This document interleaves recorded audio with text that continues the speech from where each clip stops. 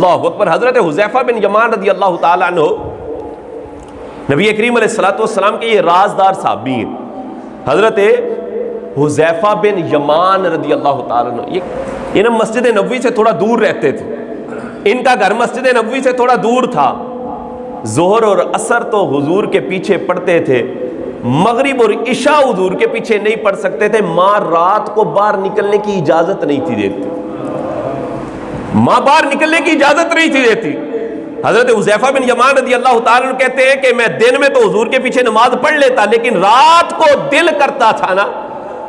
کرتا تھا کہ جس طرح زور اور عصر حضور کے پیچھے پڑھتا ہوں, موقع ملے نا مغرب اور عشاء بھی حضور کے پیچھے پڑھوں. اب ان کا دل کرتا تھا کہ زور اور عصر حضور کے پیچھے پڑھتا ہوں نا, کاش کہ مغرب اور عشاء حضور کے پیچھے پڑھنے کی سعادت مل جائے. لیکن ہمیں پتا چلے نا فلاں جگہ پر قاری صاحب ہیں, تلاوت کرتے ہیں, مزہ آ جاتا ہے.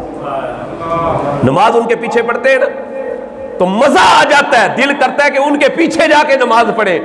یار جب خود صاحب قرآن کی تلاوت کرتا ہے, صاحب قرآن کی تلاوت کرتا ہو تو مزے کو مزہ نہیں آئے گا. حضرت حذیفہ بن یمان کہتے ہیں دل کرتا تھا حضور کے پیچھے جا کے مغرب اور عشاء پڑھوں.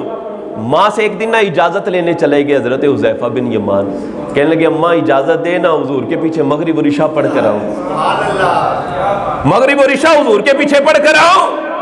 اور ساتھ اماں کو نا لالچ دے دیا, کہنے لگے اماں تیرے لیے نا حضور سے مغفرت کی دعا بھی کرواؤں گا, اجازت دے نا ذرا, تیرے لیے نا حضور سے مغفرت کی دعا کرواؤں گا.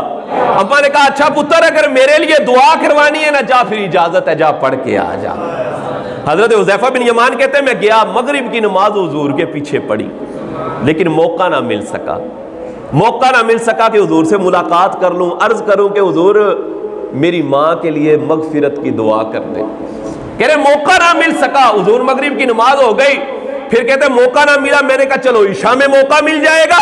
کہتے میں پھر بیٹھ گیا, عشاء کی نماز حضور نے پڑھائی, میں نے عشاء کی نماز حضور کے پیچھے پڑھی.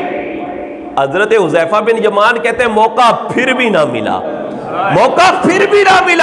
حضرت حذیفہ بن یمان کہتے ہیں حضور چل دیے, اپنے حجرہ پاک کی طرف حضور چلتے جا رہے تھے. کہتے ہیں میں بھی حضور کے پیچھے پیچھے چلنے لگا, کیونکہ یہ بات تھی نا کہ اماں نے تو جاتے ہی پوچھ لینا پتر دعا کرائی تھی, اور میں نے جھوٹ بولنا کوئی نہیں, اور اماں سے یہ کہہ کے آئے ہوں تیرے لیے مغفرت کی دعا کراؤں گا.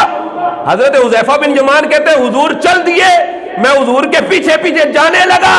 جب میں چل رہا تھا نا تو حضور علیہ الصلوۃ والسلام نے ابھی موڑ کر دیکھا نہیں, بات ہوئی نہیں. تو نبی کریم علیہ الصلوۃ والسلام فرمانے لگے من ھذا, کون ہے من ھذا, کون ہے؟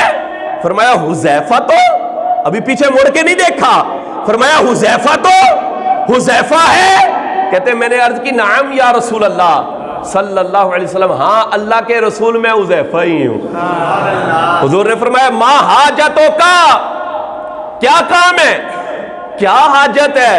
کہتے ابھی بات ہوئی نہیں, ابھی میں نے عرض کی نہیں. حضور پتہ ہے کیا فرماتے ہیں حذیفہ غفر اللہ لکا والے امے کا.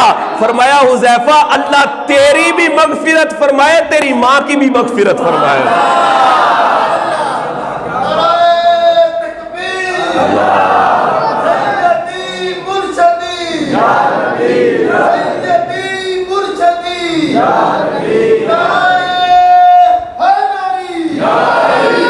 ابھی تو بات ہوئی نہیں. اللہ سر عرش پر ہے تیری گزر, دل فرش پر ہے تیری نظر, ملکوت و ملک میں کوئی شے نہیں وہ جو تجھ پہ عیاں نہیں. ابھی تو بات ہوئی نہیں تھی. حضور نے پہلے ہی فرما دیا حذیفہ آیا کس لیے, اماں کے لیے دعا کروانے کے لیے آیا. فرمایا غفر اللہ لک والے امے کا. فرمایا حذیفہ اللہ تیری بھی مغفرت فرمائے, تیری ماں کی بھی مغفرت فرمائے. اور حضور فرماتے ہیں حذیفہ پھر اگلی بات بھی سنتے جانا, ابھی میرے پاس ایک فرشتہ آیا تھا جو آج سے پہلے کبھی آئے ہی نہیں. آج اس نے اپنے رب سے اجازت مانگی, اور اجازت کیا تھی کہ اے اللہ مجھے اجازت دے میں تیرے محبوب کی بارگاہ میں سلام عرض کر کے آؤں، میں سلام عرض کر. فرمایا وہ میری بارگاہ میں آج سلام کرنے کے لیے آیا تھا اور ایک اور کام کے لیے بھی آیا تھا. فرمایا حذیفہ وہ کام یہ تھا، وہ مجھے خوشخبری دینے کے لیے آیا تھا کہ یا رسول اللہ صلی اللہ علیہ وسلم آپ کی بیٹی فاطمہ یہ تمام جنتی عورتوں کی سردار ہیں، اور آپ کے بیٹے حضرت امام حسن اور حضرت امام حسین یہ جنتی نوجوانوں کے سردار ہیں. اب دیکھیں اس روایت کو بھی حضرت حذیفہ بن یمان نے بیان کیا، صحابی رسول ہے. تو صحابہ اکرام علیہم رضوان اہل بیت کی محبت بیان کر رہے ہیں، اور اہل بیت سے محبت کر کے صحابہ نے دکھائی.